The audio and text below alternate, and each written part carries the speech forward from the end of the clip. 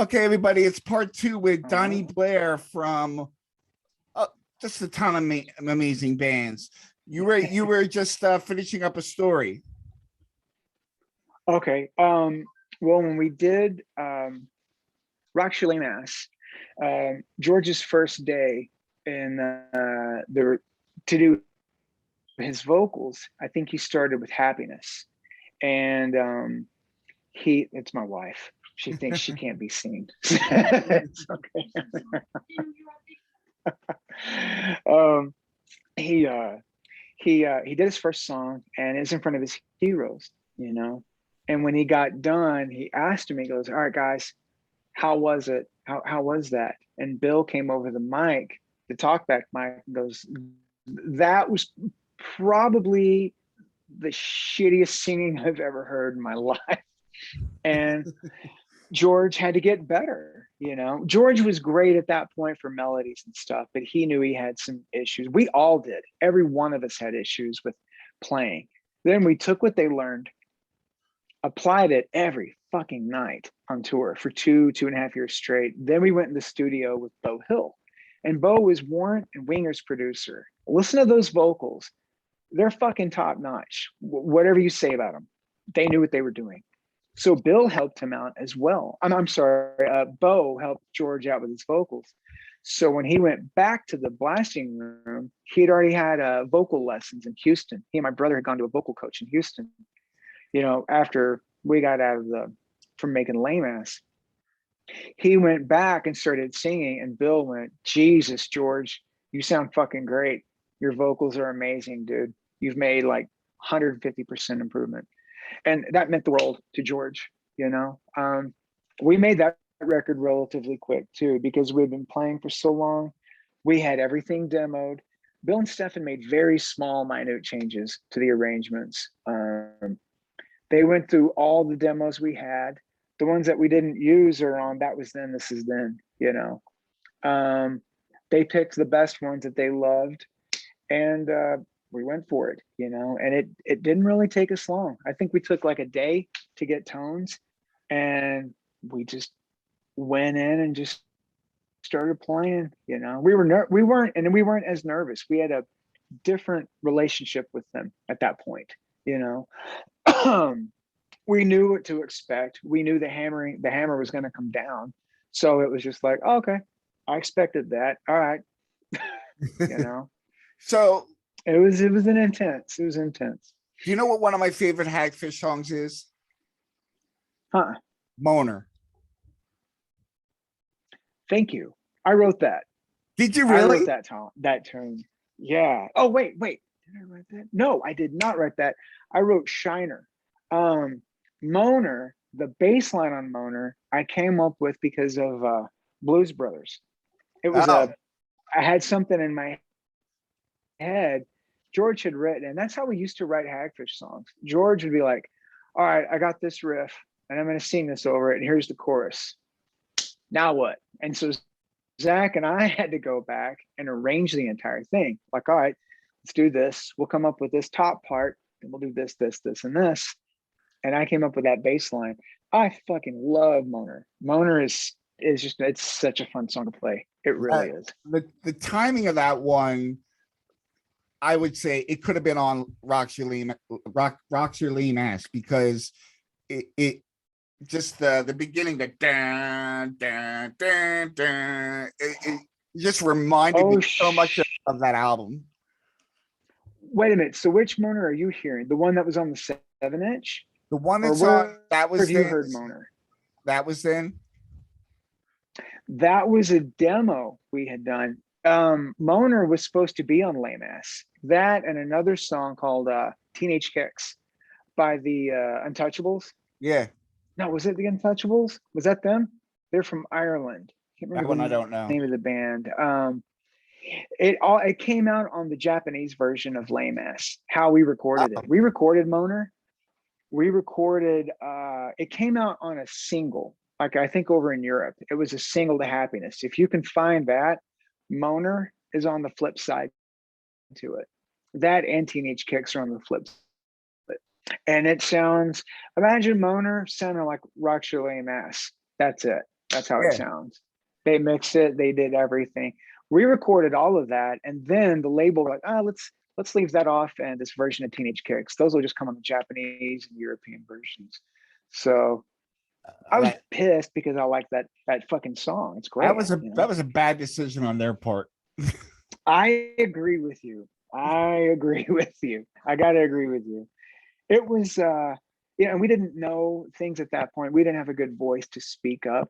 We were just excited of the party. You know what I mean? We were gonna do what we were gonna do, but we were like, well, you're a label for a fucking reason, you see something in us, so you don't agree. We didn't ever really argued with a lot of stuff. We did and we didn't, but we're too busy arguing with each other.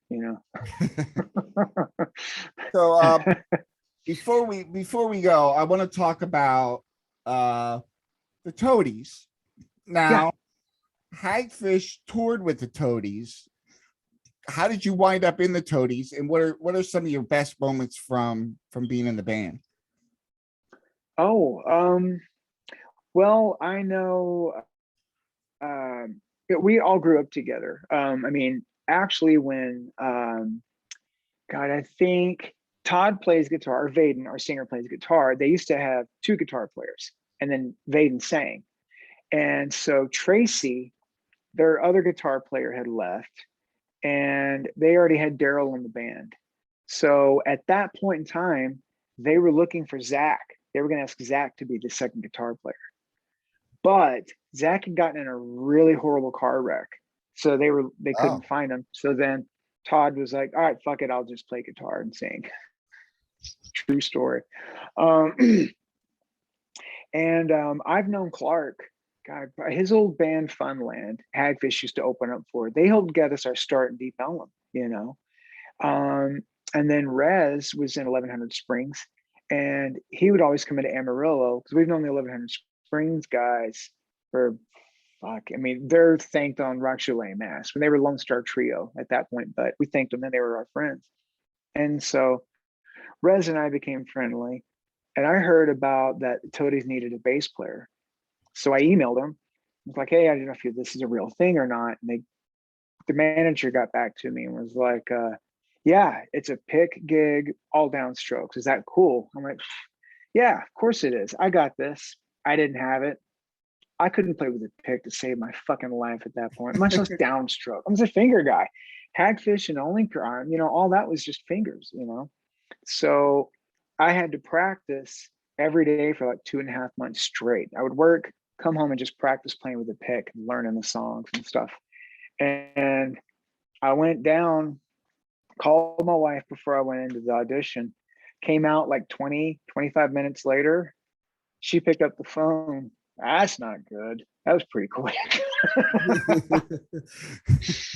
And then the next day they called me and said I had it. And it's just, all of it's been amazing. I mean, like doing the records, doing a Play Rock Music was my first record, and I remember the song, oh God, the first song that's on Play Rock Music. It's All Fingers. And Vaden had sent us the demo. He played it with a pick. We were in Houston one night, and I remember him saying, I was going to tell him, like, I'd like to play that with my fingers, but I didn't really broach it. Like, well, it's not my band right now. And I said, hey, man, I'd really like to do it with my fingers. He goes, oh, totally. I think that'd be great. Like, oh, and it's a really good respect thing amongst us. Playing just the show, playing Lollapalooza. That was when I think I was like my 10th show I played with him. And Zach had never seen me with him. Zach was at that because Rise were doing some rehearsals for a tour. And we were playing as 80,000 people. It was us, then Rage Against the Machine. And wow. it was cool. My brother was blown away. Yeah, it was fun. It was a lot of fun. And just seeing people kind of lose their shit over the songs and hear the songs and what those songs mean to people, it's really nice. We never get tired of playing that. You can't. If whenever Clark plays just those two notes in Tyler and people start screaming, that doesn't get old because they have that they like that song that much that they start screaming. You know what I mean? It gets an emotional response out of them, you know? So I want to go back in time to when I met you.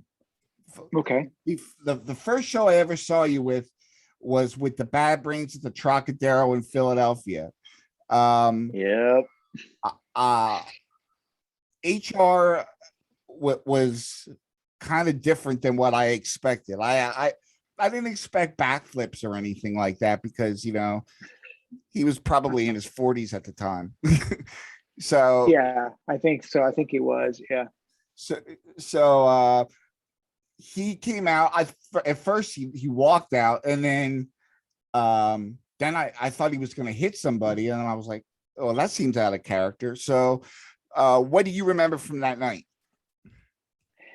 Um, I remember we had become friendly with him. We didn't really talk to HR much, just his brother Earl and Doc, and then Daryl. You know, God, I couldn't believe I was getting paid to hang out with Daryl Jennifer and watch him play every fucking night. You know, one night they were sound checking and he goes into the regulator. I start screaming, running down like the regulator, regulator. And then right before the drums come in, they stopped it. Like, fuck, you know. So um, that night though, I remember it was our first time in Philly. We were stoked. First cheesesteaks we ever had. We went to Jim's, couldn't believe it. Like, well, this place is fucking amazing. You know, got a pizza steak. And Tony Barsotti is from Philly. He grew up Oh, in Jersey and Philly. He had family in both. So half of his family was in New Jersey, the other half was in Philly. So he was always going back and forth there, you know, until he came to Texas when I think he was like 13 or so. But he was raised on the East Coast. So he had some family in, and I remember the place was packed. It was an old school theater. We loved it. And then we played our stuff, and you know, people didn't really get it. You know, we were still new. People are like, "Who are these bald assholes in the suits?" Well, they dude, sure are. my friend told me, he's like, hey, the Bad Brains are playing. I'm like, all right, I gotta go. I don't know if we'll ever get a chance to see them again. He's like, yeah, Yeah, some yeah. some hip hop band named Hagfish is playing before them. I said, well, you know, I've never been to a hip hop show. I'll go early to check them out. And you guys came on. I'm like, You know who the hip hop wait band a minute, was? wait a minute, because I was all in. As soon as I heard you guys, I was like, oh yes, oh yes. Awesome, So I awesome. got it. I The, got the, it. the hip hop band was the Lords of Brooklyn. They opened that tour. I didn't get to That see was the them. hip hop. They were very first. They went on first out of it all. They were. I can't remember how many guys that was. They were. It's like two or three of them, but they were nice guys. But they were our first East Coast guys we met. That was our first. And oh shit, this is different. You know, because we hadn't been to the East Coast yet. We'd been to California, Chicago, lots of Florida, but never East Coast. So it was all new to us. And but going into Philly and meeting people, and we met people who bought the record and they really liked it, and that blew our minds. We're like, well, we're four dipshits from Texas. I mean, Zach and I are from even dipshitty or Sherman, Texas. You know, you can't get more dipshit than that. And like these people like our music. It's fucking mind blowing. I mean, every night it was mind blowing. You know, like, wait, Bad Brains asked us to go play with them. Mind blowing. It was all an adventure. So we're there. Place is packed, and I remember the crowd liked us somewhat, but they were waiting for Bad Brains. We knew, you know, fuck, we were Yeah. waiting for Bad Brains, you know. And then HR decided not to come out and play. You know, I remember the band went out. Then he came out. I think they played 3 songs.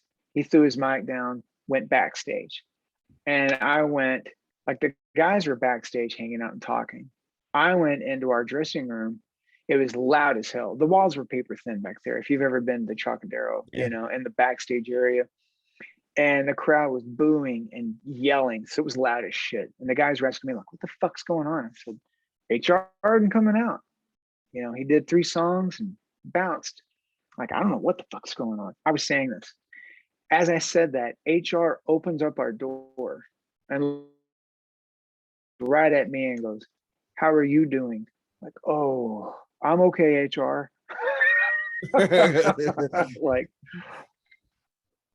I'm okay. Then he goes, "Good," and then walked out like, "Oh fuck." That was insane. That was a scary night. Like that could have been a riot. It almost was. They were shaking. I remember there was a crowd on either side of their bus, shaking it back and forth. There were people trying to shake our van, and we had to push people off of our van. We jumped in and got the fuck out of Dodge. You know, I can't remember where we went the next night or something, where the tour was, but it was scary. We were like, well, it's Philly, I guess. Yeah, You yeah, it know, kind of is. yeah, but we always had a great time. I mean, toadies do great in Philly. Actually, last time we were in Philly, this guy wanted to get in a fight with our bus. And I don't mean everyone on the bus, I mean our actual bus. He tried to get in a fight with the bus itself.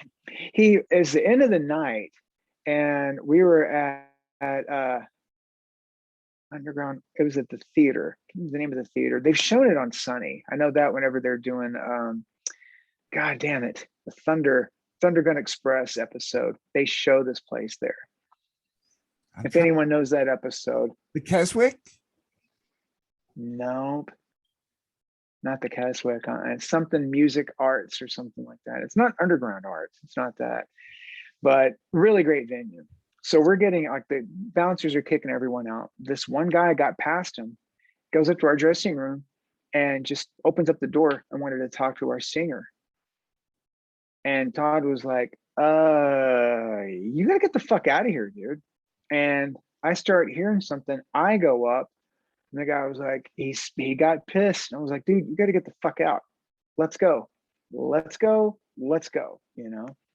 And it sucked because I'd had a really good day. I was doing jujitsu at that point. And I had gone to this guy, Christian Woodmansey. He has great jujitsu studio. If anyone's out there in Philly loves jujitsu, go to Christian Woodmansey's place, because I went there. It's a beautiful academy. I'd had a great day, and then I was like, oh, cool.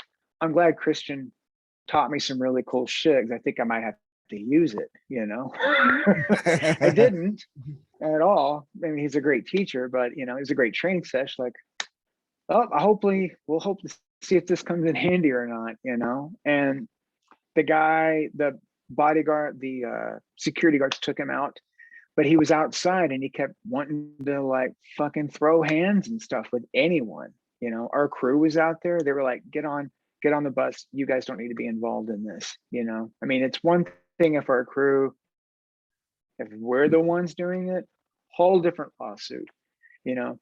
So our crew was just like, go, dude. And the guy wanted to fight all of us because I think we had shut the show down or something. I really can't remember. He was pissed off about something.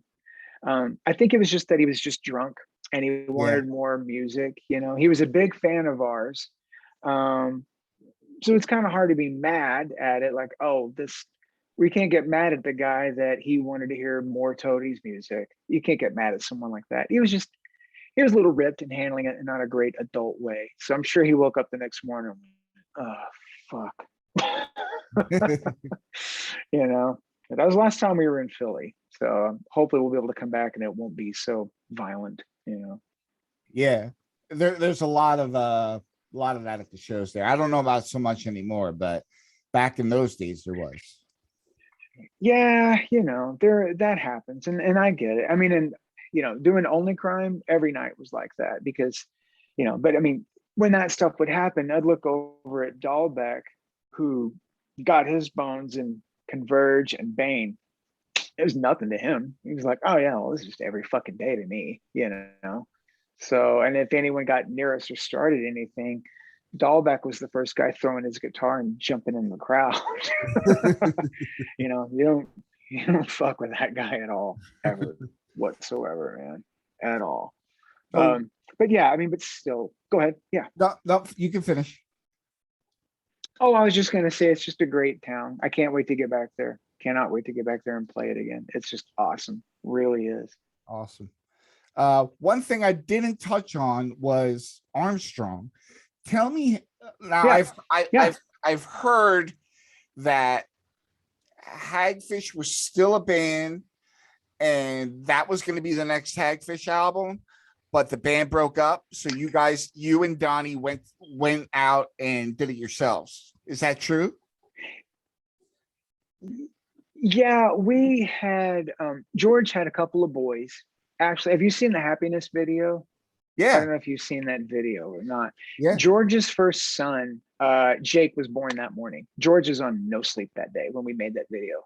And our friend Matt McKennis, the singer from Bob Goblin, directed it. And if anyone has heard Bob Goblin, if you haven't, go listen to them now. 12-Point Master Plan's a genius fucking record. Anyway, so he had his boys, and he was just kind of done with touring. I mean, we were getting offered everything. No Effects were asking us for shows, for tours, face to face in Canada. We were due to go back overseas, and George was like, "Guys, I've got to be a father. We need to take a break here."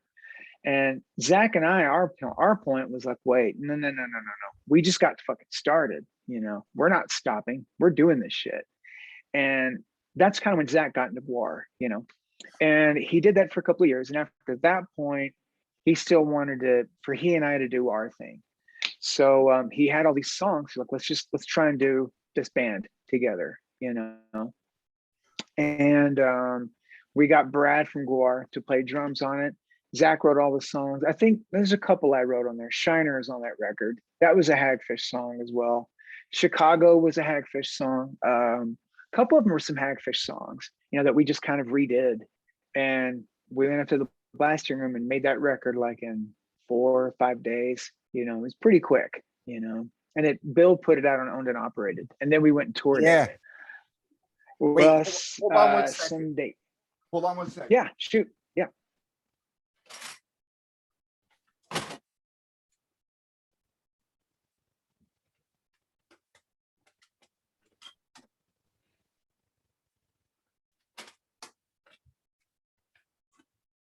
Sorry. Oh, hell. For those who don't know, That's awesome. That is awesome. That is so cool. I only have one of those things. and wouldn't you know it, they put a sticker over the O&O label. That like tour was a lot of fun, dude. Oh, go ahead. Wait, you cut out for a little bit. Say the last part. You cut out. What was the last part? Oh, that was a part. That was a part of history. That label. It was only like 2 or 3 releases or something like that. They put out our record. They put out the Someday I record, Ref One, which is fucking masterpiece. They had already put out the first 2 Wretch Like Me records, and then they put out I Am Become Death, which is another masterpiece. And they also did a Season to Risk. They did Starless by Shiner, which is an amazing record. And I think after all, just done with it. Bill didn't want to be a label owner anymore. Because I think about that point, Descendants were getting back together. So he was just going to be busy. But they ended up not getting back together, and we started Only Crime. So that morphed right into Only Crime, pretty much. Actually, Zach got the call about Only Crime when we were on tour with Armstrong. He had become friends with Russ Rankin from Good Riddance. Yeah. And I remember we were driving, I think we were in Iowa or something like that. I remember, or it might have been Indiana, it was Prairie area. And Zach's on the phone. He hangs up. He was like, "That's fucking weird." It's what? He goes, "Russ Rankin from Good Riddance called me." Whoa, what about what? About what? He goes, "Let's just start a band. Me and him and the guitar player and bass player from Bane." Like, oh, right. It was all going to be straight edge, Yeah. So Russ and Zach had gotten together, I guess, or Bill found out about it somehow. And Bill was like, "So who's your drummer?" And they were like, "Oh, we don't have one yet." And Bill went, "Oh, all right." And they were like, "What do you mean, all right? I'll do it." And they're like, "Wait, what do you mean you'll do it? I'll play drums in your band." And they're like, "Are you fucking kidding me?" "No, I'll be a drummer. Those songs are great, man. I love it." And they were like, okay. And Zach called me. He's like, you're never gonna fucking believe this. Bill wants to play drums. I'm like, what? That's fucking amazing, you know? And it was. It turned out to be amazing. That's The awesome. reason we didn't do it anymore, Zach and I didn't, is he got the call to be in Rise. You know, they asked both first. They asked for his blessing. You know, they talked to him because they were stealing his guitar player, and they talked to Zach, and we had to go do. I think we went and did one tour, the first tour for Virulence with Zach, and I remember we ended it up in God, it was in Arizona, and I can't remember the name of the city that we were in, and it was like to 150 punks, and I think a week later, Zach was with Rise Against opening up for My Chemical Romance on that Black Parade tour to like an arena, I think of like 20,000 people, you know. And he was freaking out at first because Zach used to do the pack. Everybody had a job in Omicron. We all loaded in, we all loaded out. But Zach packed the trailer. That was his thing, organization. So I remember a couple of days into the tour, he called me and I go, well, how's it going? What's it like? And he goes, it's fucking weird. I don't know where my gear is. I don't know the pack of the trailer. It's fucking weird, man. You know, like it was really weirding him out. He didn't know where his gear was, like in the trailer. He hadn't packed it or anything. It's like, but it shows up and it's all there. It's just he didn't have hands on his shit, so it was a bit of an adjustment for him. You know? Yeah. So one of the things I found, all right, first of all, the best documentary ever is, Oh, filmage. You think? I figured you were gonna. You know what? I forgot we were in it. I was yeah, jogging, God, maybe 2 or 3 weeks ago, and I would just put like, oh yeah, I haven't watched filmage in a long time. So I put it on, and I'm jogging along, and I'm watching it in my gym, the room I'm in now. And then I came on the screen and went, "Oh fuck, I forgot we're in this." you looked pissed off in that interview, and I was like, and so No, when I got the interview, I was like, man, I hope he's not a mad guy. no, I might have been tired. We had already done the interview after a God, what show? Oh, I remember Justin, that was the director of it. Him and his production crew had already interviewed Zach and I after a show. Like every year, John Gill that owned End Sounds that put out Cotton Needle First, you know, he would do a show around South by Southwest. They'd pick a band and then you'd form a band to play that band's song. So we did a Descendants one, you know. It was me and my brother, a couple of different drummers. Luke from fucking Gorilla Biscuits was on there as well. Oh, And we were just doing like an hour Descendants songs. Scott Reynolds came up and sang. It was fucking awesome, man. oh wow. And it was great. And after that, Justin took us right off stage and recorded us. He wanted to get us in the heat of the moment, like after doing these songs and talking Uh-huh. about Descendants. But I think the audio didn't come out right or something. So we went back and did it a couple months later. I think that day it was a long day. I think I'd driven in. We'd been rehearsing for a Toadies tour. I was probably tired. I don't remember being mad or anything. I knew I couldn't get a word in edgewise with my brother. I haven't in 40 something years, however long that kid's been alive. You know, I think he's born 73. So it's just like, let him talk. Well, I have to tell you, I feel a connection to you guys in Hagfish because I was so awestruck when I saw you both times in Thank Philadelphia. you. Thank That you. when I see that movie filmage and I see you guys in it, it makes me feel like I'm a part of the punk rock community. It means something to me more than, Thank you. you know what I mean? Yeah, it's to be involved in all of that is a dream come true. We never in our lives ever would have they're just entwined with our band. We actually met George because we were going to do a 3-piece. We didn't have a singer. We were going to sing, and George had a print shop down from where we were rehearsing at this place, Musicians Exchange, and there we were outside, like I was taking a piss or something, and George noticed our drummer at the time, this guy named Banning Lion. He noticed that he had an all tattoo down his leg, and George was like, "Oh fuck, I love all." And this all happened while I was pissing.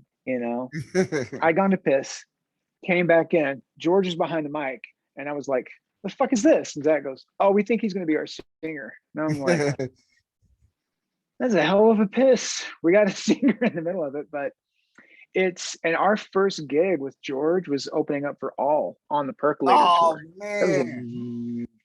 It was fucking great show, but that was his first gig with us. He'd only been in the band a month. Oh yeah, 100%. So they're entwined. Like our history and theirs is just, we're all together on it. I mean, it just kind of, I was watching a video of a friend of mine sent me of us in Chicago, and it was hilarious. I was there, but watching my brother work the crowd, watching him and Yeah. George go off of each other, and watching Tony, it was a fucking comedy show with punk rock chords. It was, With yeah, the stick. all of, yeah, dude. And it was that, or Tony would talk shit to people, not more than my brother, but my brother had this thing where he let the crowd know, like, I'm not here for you. You people are here for me. So if I don't entertain you, I don't give a shit. That was my brother's whole thing. That was the whole thing in Hagfish. We didn't go out there to make people like us. We could have given 2 shits if the crowd liked us. And I think that came through on stage. It's like, we're there for each other. We're there to have fun.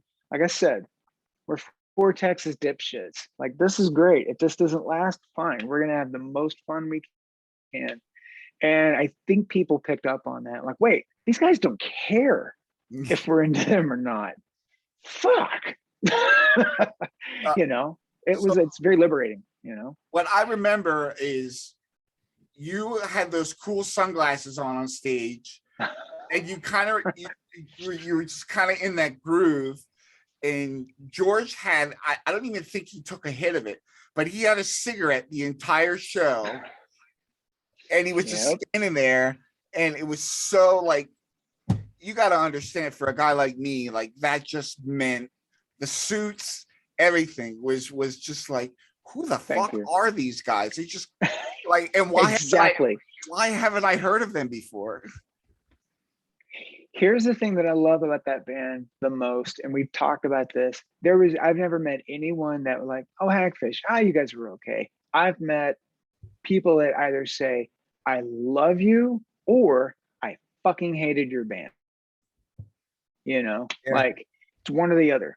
And I was telling Zach this the other day. I said, I love that, because we got a reaction from people. Even if it's, "I hate you," that means hate's strong, but it's an emotion. If we created that emotion in people where they hated us, like, it's a fucking win-win to me. We got a reaction out of people. Not, I mean, like, just indifference, fuck you and your indifference.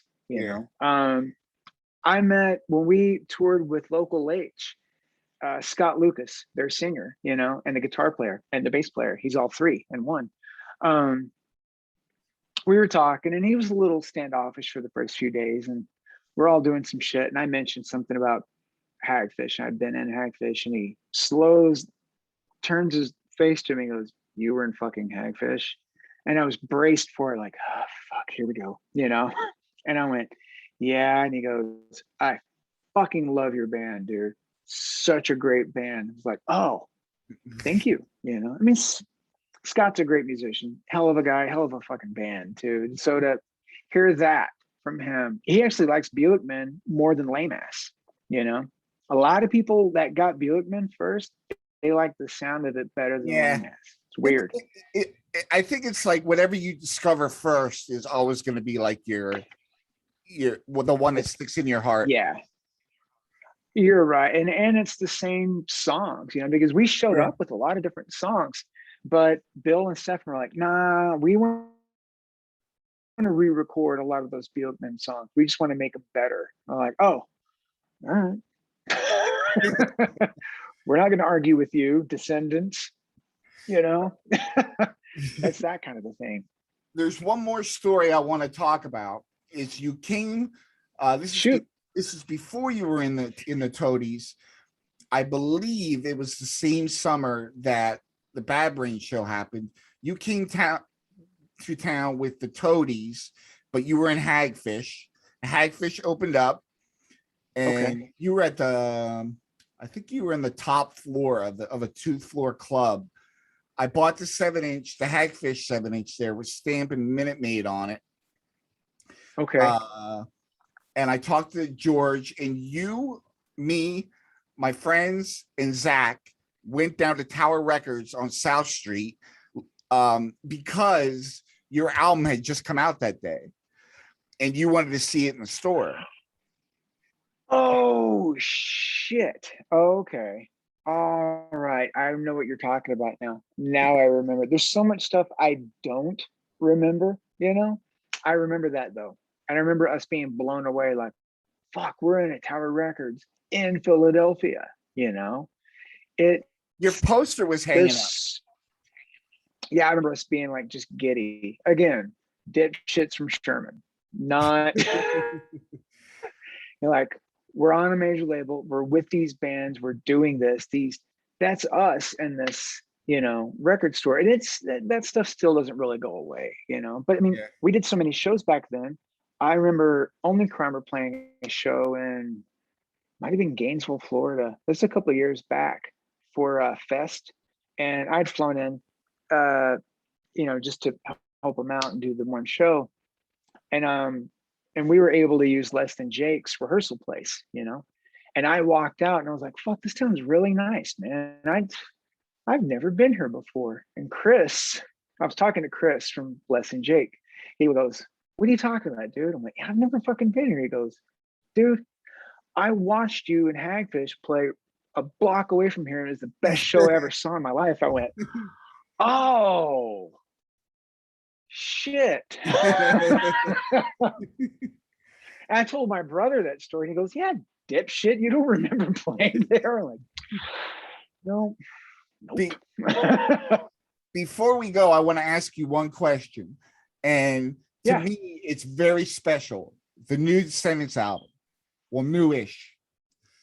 Did you know that was happening when they recorded it? Yes. Yeah. We stay in touch. I mean, I know what they're doing now, and they're working on new stuff now, they don't like text us, hey, doing some new music. It's just that we will definitely see each other here and there, or text back and forth when certain things come up. Like, we wanted to talk to Bill about doing the Cotton Needle if he was okay with that, and he goes, yeah, of course. I want, we're trying to see if Noah eventually will put out Future Is Ours and get that one re-released also, but they told us that they were doing that and I think Rice had been up there in between doing some songs and stuff like that. I mean, like I said, it's all family, it's like, what are you guys doing? Oh, we're working on new stuff. Oh, okay, rad, cool. And I just kind of sit back and wait, Speaking of that, let me ask you this. Have you heard Scott Reynolds and the Steaming Beast? I have. God damn, that record's fucking amazing. He opened up for Hagfish at our last show. Wow. And he did the God damn it, I can't remember the song. He did it solo. It's da na na na na na na na na na na. That's all I can remember. I remember him doing that. And Zach and I didn't even know George had come in. I look back and George is just sitting there with a cigarette in his hand. Fuck. Just Reynolds is such a talent, dude. Always Revenge. We got into all before we got into Descendants. Yeah. Revenge. And then we heard Descendants all. We heard everything. And it was all the same to us. But Alroy's Revenge is always gonna have a special place in my fucking heart, Yeah. man. You know, Did you hear his it new really is just album? that. No, no, is It's it all, amazing? it's all I'm acoustic. sure it is, dude. It's all acoustic. Awesome, Did it at the blasting room, and his voice is just like an angel. dude. It's his songwriting. It's, because he plays piano. So Yeah. Scott plays. He's like a ragtime piano guy. It's what he Yeah. writes on. That's why he comes up with those amazing jazz chords and just how he writes. Yeah. And you can tell on those all records who wrote what. You know what I Yeah. mean? You can tell the songs that Scott wrote. And that Steaming Beast record is just genius, man. It's him and Steve Draws from Flaming Lips. And Draws played everything. Scott, you know, it's just like God. Whenever we heard that record, my mind was blown on that. So was my brothers. We were just freaking out, So I want to mention before we sign off, Yeah, Continental Sessions coming out when? I believe January or February. I know Awesome. early next year. Awesome. I've got the test pressing, and it sounds fucking amazing. Awesome. It sounds amazing, man. It really does. And I think it's going to be on different colored vinyl. I'm not Oh going yeah. to let it go what it is, but it's going to be some badass vinyl, I mean, how badass of a guy is Noah? Let's talk about that really quick. Okay. I Noah, mean, you want to hear a story about me and Noah? I have a I store, do, please. I have a store, this Pie Records right here. I have a store on Discogs. So he's like, hey, I interviewed him. And he's like, yeah, if you ever want to buy any records, here's my wholesale. And then I took some pictures of my old Star Wars toys and I put them online. And I said, does anybody want to buy these? Call me about a price. Noah hit me up within like 2 minutes and said, Nice. I want those. How much do you want? And I told him, and he's like, that's a little steep. I said, why don't you send me a bunch of your records for my store? And he did. And I sent an at all the way down to Texas from Pennsylvania, and the Millennium Falcon. Nice. He's the best dude, man. I called him up. I was talking to some other labels about doing the Tulsa Doom stuff, and I didn't know what I was going to do. And my brother, he is there's this record store up in Portland that he favorites a lot. He's like on their mailing list, and he keeps sending me stuff. He was like, listen to this band. And I listened to them, and we kept noticing they were on a Tightest Media. Like, what the fuck is that?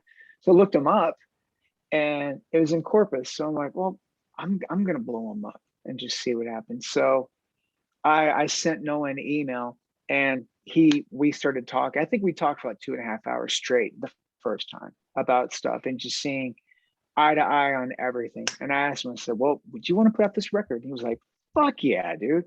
I sent him the demos of what I had, and he loved it. And he's been like, all right, whatever you want to do it. I'll put it out. He's just that guy, man. He's just a great guy, He always makes the right choice. Like, he always puts out, I don't think there's a single band on his label that I've heard that I didn't like. They're all just like stellar. I hope you still say that when my record comes out. Ah, man. you haven't done anything I didn't like either. I hope, I'm really, really, really excited about this stuff because it's make or break. You know what I mean? Yeah. I wrote it all. So, and that's the other thing, that because Noah this is my term. This is what I am. I'm a surf nerd. I know what surf nerds are. I'm a huge surf nerd, and Noah is a surf nerd. So the fact that he heard my stuff and was like, oh yeah, I'll put that out on my label that I have all this other stuff on that's for surf nerds, by surf nerds. That right there, I'm like, I don't care what happens after it. He's into it, and he thinks it's good enough to be out on his label that he has everything else out on. Like, that's all the vindication that I need. You know what I mean? And validation. I don't need anything more because he's into it and behind it. So I'm kind of like, I'm good, That's so awesome. Well, I'm sorry I'm gonna have to cut you short. uh, but I'll always be a huge fan of you and your brother George, Tony, and Bill. All the projects you've done have always struck a chord with me, and they're all so different. But it's something about the way you guys play, either to get together, the songs you write, um, and the Cotton Needle Sessions is no different. Everybody check out the Mag 7 when it comes out in January. And Yeah. you've just been the best guy to talk to. And after all these years, to finally Thank you for having me, Ryan. Thank you. for having a chance to talk to you, it was just, I'm like, man, I hope I don't blow this. Man, I've been looking forward to this since we were talking the other day, and I knew it was gonna be from one music fan to another. So Oh, that's why yeah. I was really excited to do this. And after we're done, hang out. I'm going to tell you some other stuff in a minute too. Okay. But I really appreciate you having me on. Thank you so much, man. Thank you for having me. I'm a huge fan, and I love what you're doing. So hopefully I get to meet you when I go back out like in a year. That'd be great. That'd be awesome. Thank you so much, Thank you Donnie. again for having me, Ryan. Thank you, man. Thank you. Have a great night. I will, man. Thank you.